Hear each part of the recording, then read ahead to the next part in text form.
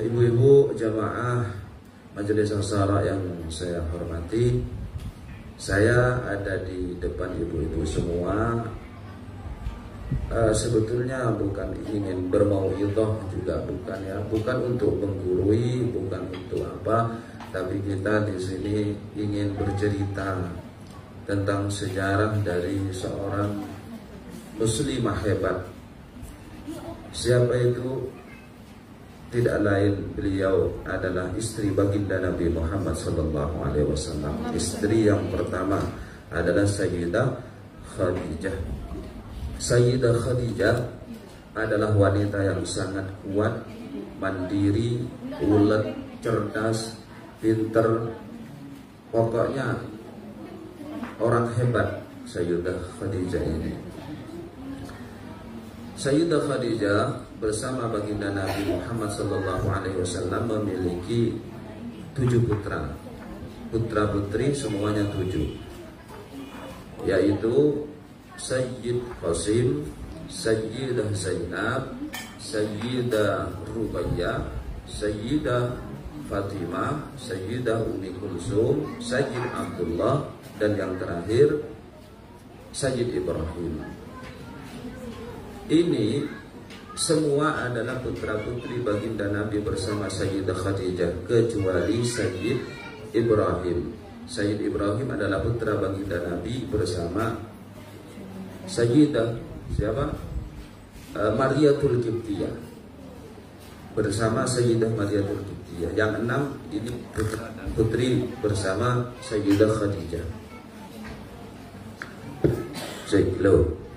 Semuanya putra putri baginda Nabi Muhammad SAW ini wafat lebih awal dari baginda Nabi Muhammad.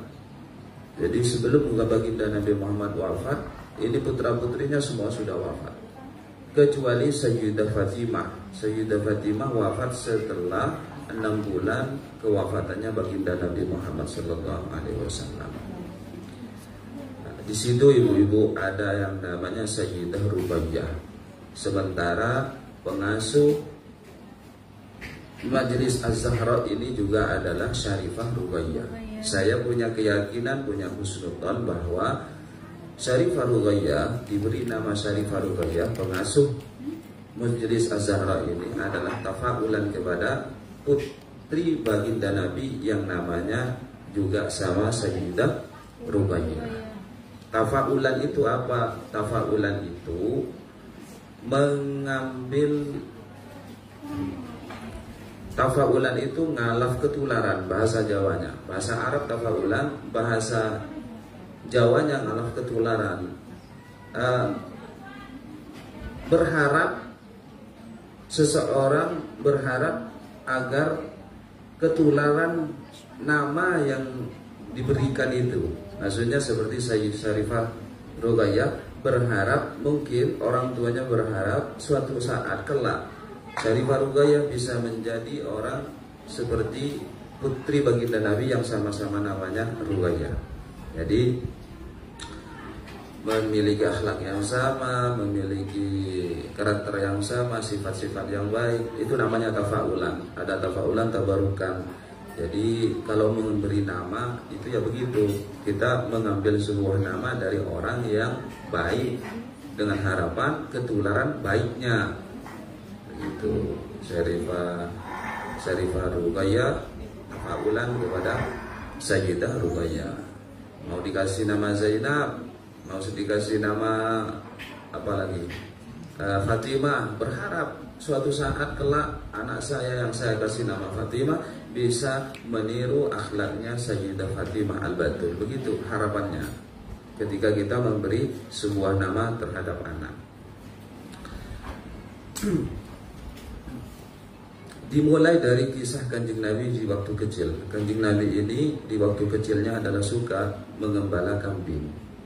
Ini ada kemiripan dengan saya, ibu-ibu. Saya dengan di waktu kecil itu suka mengembala kambing. Jadi ini paling mirip dengan saya. Untuk yang lain, wallahu a'lam, mudah-mudahan juga ketularan baginda Nabi. Di waktu kecil juga mengembala kambing. Nah, Rasulullah Shallallahu Alaihi Wasallam ini di waktu kecil mengembala kambingnya para tetangga, kemudian diberi upah dari hasil jeripayahnya mengembalakan kambing ini. Dari upah itu Rasulullah bisa bertahan hidup, ya, bisa membeli makan, bisa membeli minuman dan lain-lain. Sampai di usia 9 tahun baginda Nabi Muhammad Shallallahu Alaihi Wasallam ini dibawa pamannya untuk belajar berdagang ke negeri Syam. Di negeri Syam, sampai di negeri Syam, tibalah di suatu daerah yang namanya Busra. Di Busra ini ada pendeta yang namanya Bahira. Bahira adalah pendeta yang tahu seluk-beluk tentang kitab Injil. Di kitab Injil ada keterangan bahwa di suatu saat akan ada Nabi akhir zaman yang diutus oleh Allah. Ternyata pendeta Bahira ini bertemu dengan Abu Talib, bertemu dengan ponakannya yakni Nabi Muhammad, telah mengenali tanda-tanda kenabian. Dari situ pendeta Bahira memberikan suatu arahan atau saran agar Abu Talib membawa pulang Nabi Muhammad. Kenapa? Karena khawatir akan ada musuh-musuh yang mengintainya. Atas saran ini akhirnya Abu Talib membawa pulang ini baginda Nabi supaya aman. Singkat cerita, 14 tahun kemudian Rasulullah berumur 25 tahun, mulai dikenal oleh Sayyidah Khadijah. Karena Sayyidah Khadijah ini adalah pembaca pinter, bisa baca kitab Injil, bisa baca kitab Taurat. Jadi meneliti, Sayyidah Khadijah ini meneliti bahwa tanda-tanda kenabian ini seakan-akan sudah ada di baginda Nabi Muhammad SAW. Karena pada saat itu perdagangan, persaingan dagang memang ketat. Akhirnya Sayyidah Khadijah ini mengirim satu utusan untuk mengajak kanjeng Nabi Muhammad bekerja sama dengan Sayyidah Khadijah. Bekerja sama dengan Sayyidah Khadijah untuk jadi siapa? Untuk jadi agen distributor menyalurkan dagangannya Sayyidah Khadijah ke negeri Syam. Nah, di usia 25 tahun baginda bekerja sama dengan Sayyidah Khadijah. Sayyidah Khadijah ini orangnya pintar. Karena sudah mulai curiga bahwa Nabi Muhammad ini adalah utusan Allah, akhirnya Nabi Muhammad tidak dilepas pergi sendirian berdagang ke negeri Syam, tetapi menyuruh Maisarah yang salah satu dari budak Sayyidah Khadijah untuk menemani baginda Nabi pergi ke Syam. Maisarah ini mendapatkan tugas dari Sayyidah Khadijah. Tugasnya apa? Pokoknya kamu nanti harus mencatat kejadian apapun yang terjadi, kejadian aneh bersama ini Muhammad. Nah, betul ibu-ibu. Di pertengahan jalan di suatu daerah, sama di daerah Busra juga, ini Maisarah menemukan sesuatu yang perlu dicatat untuk dilaporkan ke Khadijah. Apa itu? Bertemu dengan pendeta yang namanya Nestro. Nestro ini adalah pengganti dari pendeta yang sebelumnya pergi pertama kali, pendeta Bahira. Bahira sudah meninggal, diganti dengan Nestro. Nah, di gereja yang sama, di sekitar situ ada tempat pohon rindang. Di situ kanjeng Nabi sama Abu Talib singgah. Nah, singgah di situ, bertemu dengan pendeta Nestro ini juga banyak pengetahuannya di kitab Injil, sehingga dia mendapatkan informasi dari kitab Injil bahwa tidak ada, kata Nabi Isa dari kitab Injil, tidak ada seseorang yang singgah di bawah pohon ini kecuali itu Nabi akhir zaman. Begitu. Nah, oleh karena itu si pendeta Nestro ini memberikan informasi ke Maisarah. Maisarah mencatat kejadian ini untuk disampaikan nanti di saat dia sudah pulang. Nah, pulanglah, singkat cerita pulanglah. Dari hasil dagangannya dapat keuntungan yang banyak, pulang membawa keuntungan banyak. disampaikan pada Sayyidah Khadijah. Sayyidah Khadijah tidak terfokus pada keuntungan yang banyak, tidak, tetap fokus pada penelitiannya bahwa ini adalah Nabi akhir zaman. Dan itu mulai tertarik Sayyidah Khadijah untuk melamarnya. Begitu. Singkat cerita, 2 bulan 25 hari setelah datang dari perjalanan dagang ini, Rasulullah meminang ini Sayyidah Khadijah, meminang bersama-sama Abu Thalib dan Sayyidina Hamzah dan beberapa orang Quraisy yang lainnya, keluarga Nabi. Jadi pinanglah dengan unta, 20 ekor unta, 20 ekor unta, banyak itu Bu. Jadi Rasulullah tidak enteng memberikan lamaran 20 unta, 40 apa 20? 40 ya, 40 unta muda. Jadi akhirnya pergilah ini siapa, Abu Thalib, Sayyidina Hamzah bersama-sama baginda untuk melamar Sayyidah Khadijah. Pada saat baginda Nabi Sallallahu Alaihi Wasallam melamar Sayyidah Khadijah itu, kondisi Arab masih sangat jahiliyah, ya, agama sosial sangat memprihatinkan.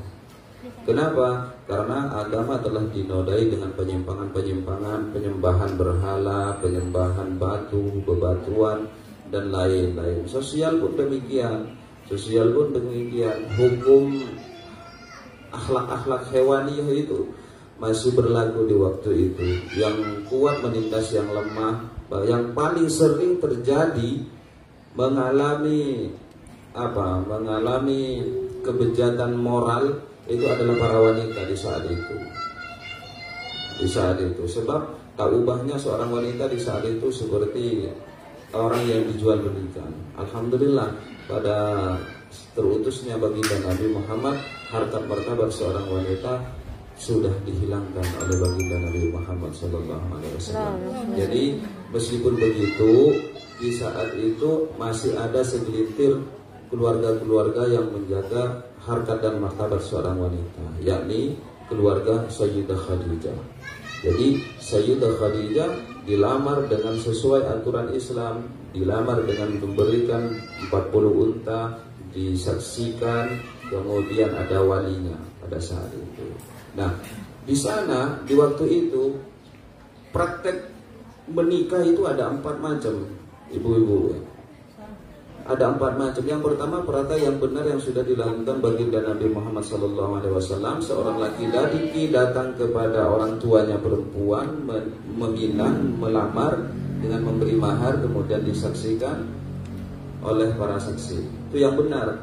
Praktek yang kedua adalah istimdha. Pernikahan istimdha ini pernikahan ada laki-laki kurang dari 10 berkumpul. Istibda ini memperbaiki keturunan. Memperbaiki keturunan itu begini. Orang yang sudah punya ikatan suami istri, dia sendiri tidak pede dengan dirinya, ingin memperbaiki keturunannya. Si istri ini disuruh untuk mencari laki-laki, atau kalau tidak si suaminya ini menunjuk, kamu pergi ke sana, itu laki-laki orang baik, kamu berhubungan dengan dia, nanti ditunggu itu sampai yakin bahwa betul-betul dia hamil dari hasil hubungan lelaki itu. Baru kalau setelah hamil dia mau berhubungan lagi dengan ini istrinya. Jadi ini sangat di luar normatif kemanusiaan. Itu praktek yang pertama. Praktek yang kedua, praktek yang ketiga itu tamattu. Ada kurang dari 10 orang laki-laki ini berkumpul untuk mendatangi seorang wanita. Dia menggauli wanita, kemudian si wanita ini kok hamil di kemudian hari, maka si wanita ini akan kembali lagi kepada lelaki ini. Lelaki ini dengan mengatakan, kalian sudah tahu apa yang kalian lakukan kepada saya. Sekarang saya menghamili anak-anak dari kalian. Maka saya akan menunjuk bapaknya anak ini adalah si A misalkan. Dan itu tidak bisa ditolak, harus diterima. Jadi praktek-praktek Masya Allah, pernikahan-pernikahan jahiliyah yang seperti itu diangkat oleh baginda Nabi Muhammad SAW, dan kita sangat harus berterima kasih kepada baginda Nabi Muhammad SAW. Jadi singkat cerita, ada lagi sahabat, ada lagi satu riwayat ini yang mungkin perlu kita renungi tentang kisah Sayyidah Khadijah. Sewaktu-waktu baginda Nabi Muhammad SAW ini menerima wahyu yang pertama kali, yakni surat Iqra. Itu apa? Surat Iqra itu apa? Iqra bismi rabbikal ladzi khalaq. Surat apa, santri putri? Al-Alaq ya. Iqra bismi rabbikal ladzi khalaq, khalaqal insana min 'alaq. Itu pertama kali baginda Nabi Muhammad SAW menerima wahyu. 5 ayat pertama dari surat Al-Alaq ini, Rasulullah bergemetar, menggigil, seakan-akan kedinginan. Nah, ini pulang ke rumah disambut oleh Sayyidah Khadijah. Keadaannya yang mengkhawatirkan ini, Sayyidah Khadijah juga khawatir. Kenapa baginda Nabi sampai begini? Rupanya setelah diberitahu bahwa saya telah menerima wahyu yang pertama kali dari Allah, kata baginda Nabi, maka Sayyidah Khadijah pun ikut tenang dan menenangkan Kanjeng Nabi Muhammad. Jadi setiap kali Rasulullah mengalami down, mengalami apa istilahnya itu ya, semangatnya kacau atau bagaimana, khawatir, itu Sayyidah Khadijah adalah orang yang pertama kali selalu menenangkan baginda Nabi Muhammad SAW. Yang harus kita ambil apa? Yang harus kita ambil setiap kali pasangan hidup kita sedang kacau pikirannya, sedang khawatir, kita harus menjadi orang yang pertama kali menegarkan, menguatkan, begitu. Satu riwayat lagi ada Sayyidah Khadijah suatu waktu menyusui Sayyidah Fatimah, sementara kekayaan Sayyidah Khadijah sudah habis ya, bahkan makan pun sampai tidak menemukan makanan apapun. Hingga yang terjadi apa? Sayyidah Fatimah ini menyusu sama Sayyidah Khadijah, bukan ASI yang keluar tetapi darah. Masya Allah, ibu-ibu ini menunjukkan bahwa Sayyidah Khadijah adalah orang yang ketabahannya luar biasa. Masa yang keluar bukan ASI tapi darah. Jadi yang masuk ke mulut mulia Sayyidah Fatimah Al-Batul bukan ASI tapi darah. Kenapa beliau sampai tidak punya apa-apa? Karena kekayaannya, karena kemuliaannya, karena apa-apanya semua sudah diserahkan kepada Allah dan Rasulnya untuk perjuangan baginda Nabi Muhammad SAW. Apalagi hal itu terjadi di waktu boikot. Jadi kaum kafir Quraisy itu memboikot Kanjeng Nabi Muhammad dan para pengikutnya selama 3 tahun. Bayangkan selama 3 tahun diboikot, tidak bisa jual beli, tidak bisa berdagang, kemudian apapun yang membuat kesejahteraan Nabi Muhammad dan pengikutnya ini diboikot. Itu awal penyebab kenapa Sayyidah Khadijah sampai juga tidak punya apa-apa lagi. Nah, jadi yang bisa kita ambil dari sini adalah apa? Ya, kita berjuanglah sebagai muslimah, dan ada tokoh yang harus kita tiru, berjuang untuk agama, Ya, agama ini kan apa? Agama ini adalah nasihat. Agama itu nasihat. Nasihat itu bahasa terjemahannya menghendaki kebaikan. Nasihat untuk siapa? Kata Sahabat bertanya, kan Rasulullah bilang ad-din adalah agama. Kemudian sahabat bertanya, ad-din adalah nasihat, kata baginda Nabi. Kemudian sahabat nanya, nasihat untuk siapa ya Rasulullah? Lillahi wali rasulihi wali kitabihi wali a'immatil muslim wali ammatihim, gitu. Nasihat untuk Allah, nasihat untuk Rasulnya, nasihat untuk kitab Allah, nasihat untuk para pemimpin muslim, nasihat untuk orang umum muslim. Kalau nasihat untuk Allah apa? Nasihat untuk Allah berarti maksudnya kita menghendaki baik kepada Allah. Kita maksudnya apa? Tauhiduhu, mengesahkan Allah, wa ifraduhu bil ibadah, mengifradkan Allah, mengesahkan Allah dalam beribadah. Kita beribadah murni karena Allah, tidak karena tujuan ini dan itu. Itu namanya ifrad bi ibadah. Kalau nasihat untuk Rasul apa? Yang mengikuti thariqahnya, mengikuti sunnahnya, mengikuti syariatnya, itu nasihat untuk Rasul. Nasihat untuk kitabnya apa? Al-Quran misalkan. Ya, itu dibaca, dihafalkan, dipelajari, ditadabburi dan seterusnya. Kalau nasihat untuk para imam muslim apa? Yang mentaati perintahnya, itu menasehatinya. Para pemimpin-pemimpin itu perlu dinasehati, Bu. Itu yang dimaksud nasihat kepada para pemimpin muslim. Ada lagi yang terakhir, nasihat untuk kaum umat secara umum. Ya, dengan apa itu nasihat? Ya, belas kasihan dengan mereka, kemudian mengajari mereka, memenuhi kebutuhan mereka. Itulah agama yang sebetulnya.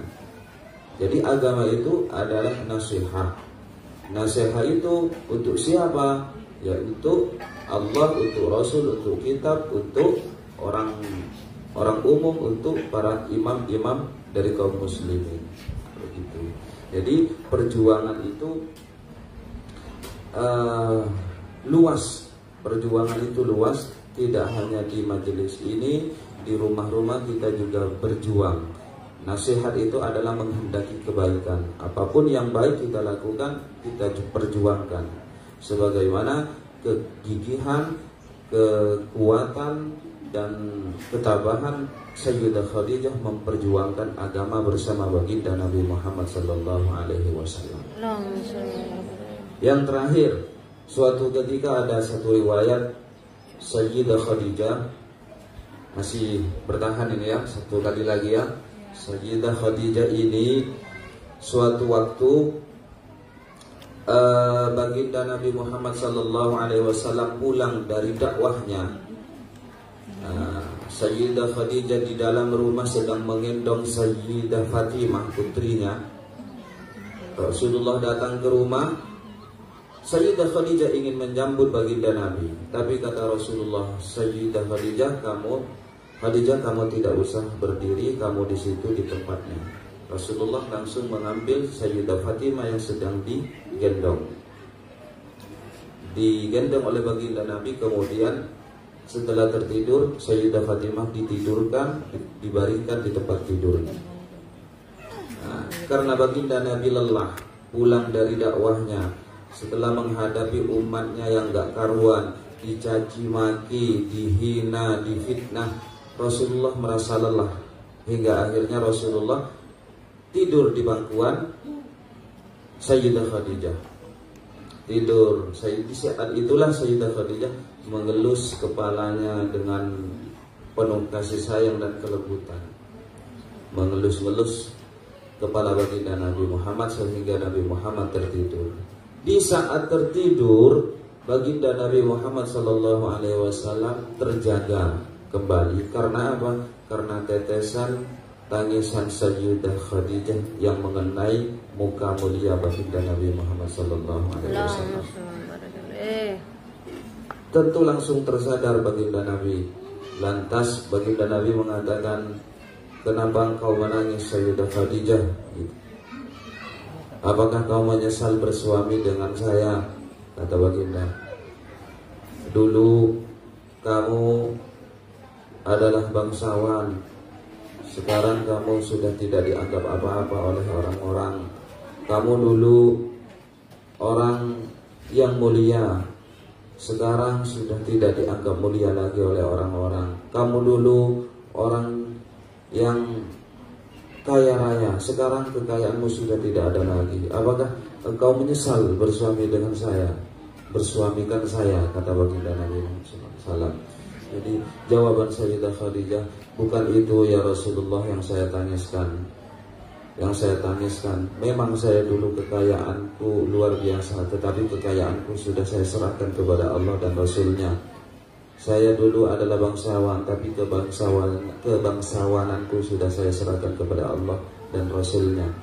Dulu saya orang mulia, tapi kemudian itu sudah saya serahkan kepada Allah dan Rasulnya. Yang saya tangisi adalah dakwahmu yang sampai saat ini terus berlangsung, sementara saya sudah tidak punya apa-apa lagi. Saya tidak lagi punya harta, kekayaan apapun yang bisa membantu engkau ya Rasulullah. Begitu Sayyidah Khadijah. Sampai itu berakhir di akhir hayatnya. Perjuangan Sayyidah Khadijah itu sampai di akhir hayatnya masih diungkapkan oleh Sayyidah Khadijah. Apa kata Sayyidah Khadijah?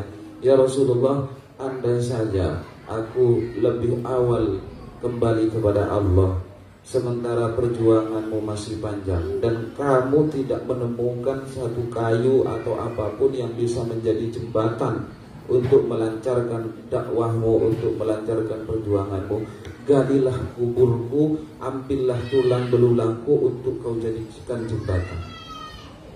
Ini ibu-ibu, betapa luar biasanya dukungan Sayyidah Khadijah kepada suaminya. Jadi ini ya bisalah ibu-ibu majelis azhara kita sama-sama merenung, tafakkur bahwa perjuangan itu harus totalitas dimanapun bidangnya, karena perjuangan itu tidak hanya di seputar majelis taklim ini.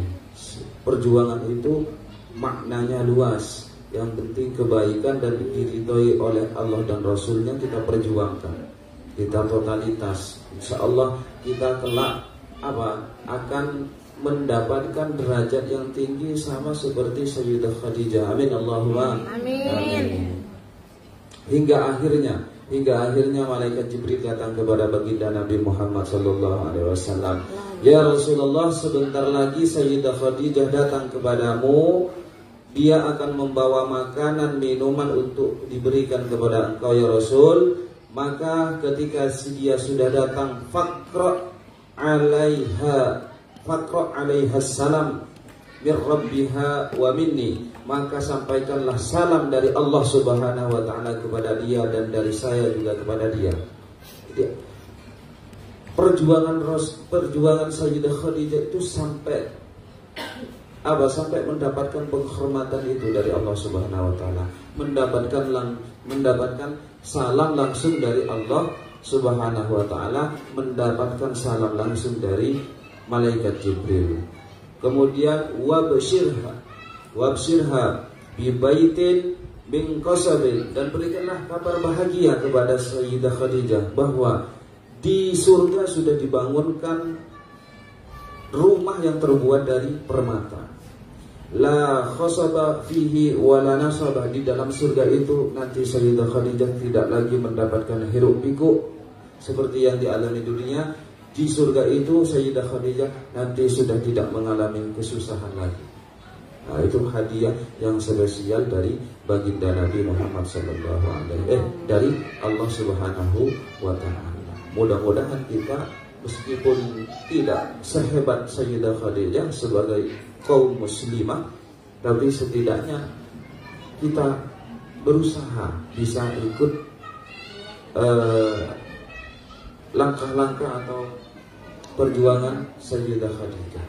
Amin Allahumma amin. Semoga diberikan pertolongan.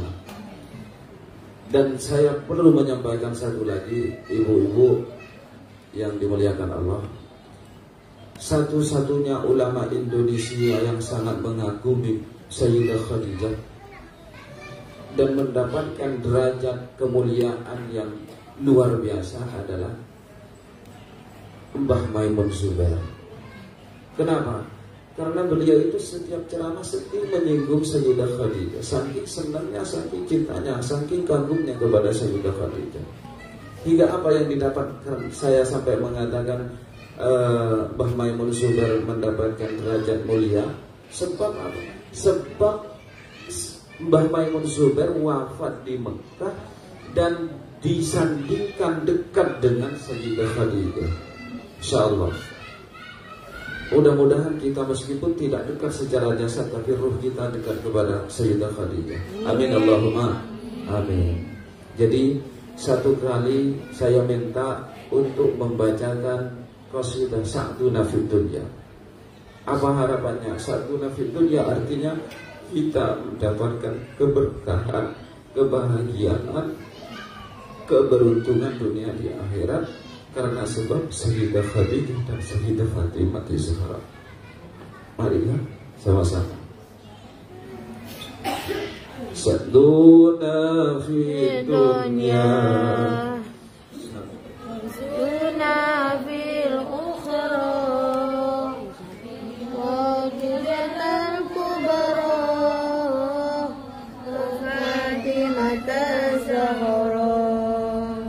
Sa'duna fid dunya, mawzuna fil ukhra, Khadijatul kubra, wa Fatimah Zahra. Sa'duna fid dunya, fawzuna fil ukhra, Khadijatul kubra, wa Fatimah Zahra. Khadijatul kubra, wa Fatimah Zahra. Sa'duna fid dunya, fawzuna fil ukhra, Khadijatul kubra, wa Fatimah Zahra. Sa'duna fid dunya, fawzuna fil ukhra, Khadijatul kubra, wa Fatimah Zahra. Khadijatul kubra, wa Fatimah Zahra. Ibu-ibu majelis Zahra yang saya hormati dan saya muliakan, intinya kita sebagai umat muslimin dan muslimat, umat mukminin dan mukminat, berharap betul beliau adalah ummul mukminin, ibu dari setiap orang yang beriman. Kita berharap suatu saat bisa berkumpul bersama beliau Sayyidah Khadijah, bisa berada bersama-sama baginda Nabi Muhammad sallallahu alaihi wasallam karena keimanan kita kepada baginda Nabi Muhammad sallallahu alaihi wasallam. Dari saya cukup sekian, kurang lebihnya mohon maaf. Hadanallahu wa yakum. Assalamualaikum warahmatullahi wabarakatuh. Waalaikumsalam warahmatullahi wabarakatuh. Terima kasih Ustadz Sulaiman, taklim atau dakwahnya menceritakan sejarah Sayyidina Khadijah. Itu membuat kita harum. Intinya adalah kita berjuang itu tanpa batas. Kita berjuang tanpa batas demi agama dan demi apapun itu, dalam hal yang baik. Semoga dari sejarah yang telah diceritakan Ustadz Sulaiman, kita bisa menjadi muslimah yang hebat seperti pendahulu kita, Sayyidina Khadijah dan Sayyidina Fatimah. Amin ya rabbal alamin. Selanjutnya kita akan doa, semoga Majelis Az-Zahra ini bisa terus istiqomah untuk mengajak seluruh muslimah Kota Kolaka khususnya, dan untuk seluruh muslimah dimanapun berada. Kami persilakan Kiai Muhammad Abdul Basir untuk doakan kami Majelis Asyarah dan untuk menutup